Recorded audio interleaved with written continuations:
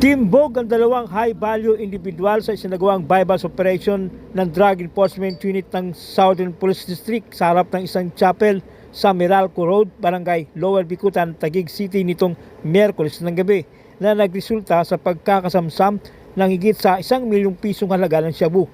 Kinilala ni Police Major Silvio Tomas Jr., hepe ng DDEU, ang dalawang individual na sina alias Tol, 29 anyos, binata, na isang mekaniko, at alias Angelica, 31 anyos, dalaga, nail artist at online seller, kapwa residente sa nasabing barangay. Ayon sa pulisya, ang pag-aresto ay sinagawa matapos magsabuatan ang mga suspek sa pagbebenta ng isang pakete na naglalaman ng pinaniniwalaang shabu sa pulis na nagsilbing pusher buyer kapalit sa halagang 1,000 piso at 49 na 1,000 peso bill na budel money. Kasabay nito ang pagkapkap sa mga suspect ay na-recover ang 150 grams ng suspected shabu at isang unit ng Android phone sa posisyon ni alias Tol at 50 grams ng suspected shabu naman kay alias Angelica.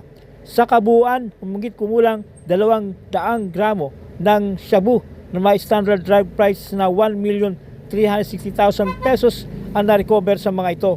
Dinala ang mga nadakip sa custodial facility ng SPD at maharap sa kasong paglabag sa RA 9165 o Comprehensive Dangerous Drugs ang mga suspect. Sa pagkakahuli sa inyo, walang kinalaman ng barangay ha.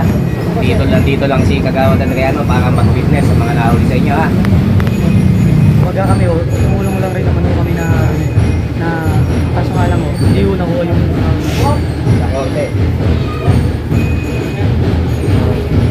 Sa inyo ba nakuha ito, sir? hindi po. Kanina yan? Doon sa Nakamoto Southern Police District Drug Enforcement Unit.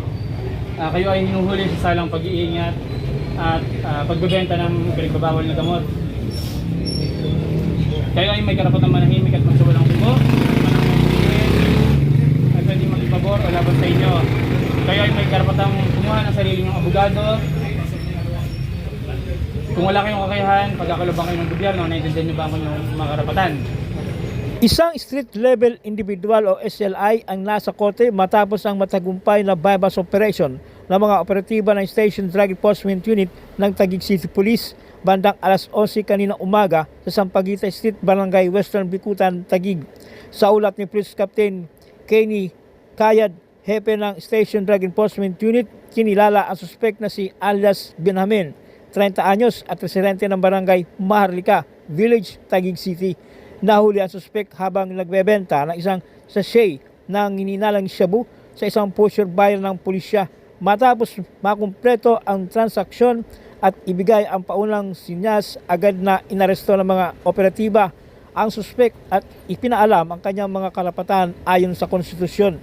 Nakumpiska mula sa suspect ang 3 head-held transparent plastic sachet na naglalaman ng hininalang shabu at timbang na umaabot sa 11.5 grams at may street value na 78,200 pesos at bypass money. Ang ebidensya ay naimbentaryo at naitala sa harap ng suspect at opisyal ng barangay para sa transparency at legalidad ng proseso.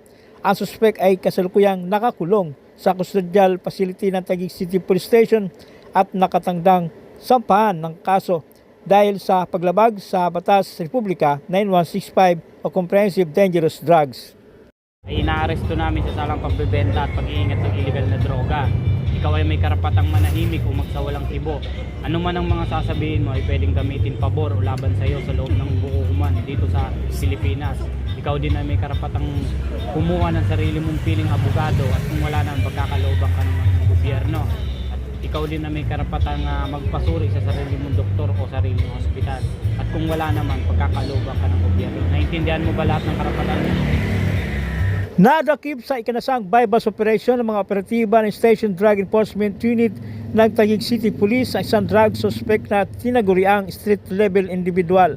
Kinilala ni Police Captain Kayad, hepe ng SDEU, ang suspect na si alias Kevin, 40 anyos, isang mechanic, residente ng barangay Napindan, Taguig City. Base sa report na natanggap ng Taguig Police, naganap ang pag-aresto sa suspect sa C6 Service Road Orchid Street, Barangay Napindan, Taguig City, bandang alas 12:50 ng madaling araw. Sa ikanasang bypass operation ay nakumpiska sa suspek ang 15.6 grams na pinaghinalaang shabu na may kabuang halaga na 106,080 pesos at bypass money. Kakasuhan ng paglabag sa RA 9165 o Compressive Dangerous Drugs ang suspek.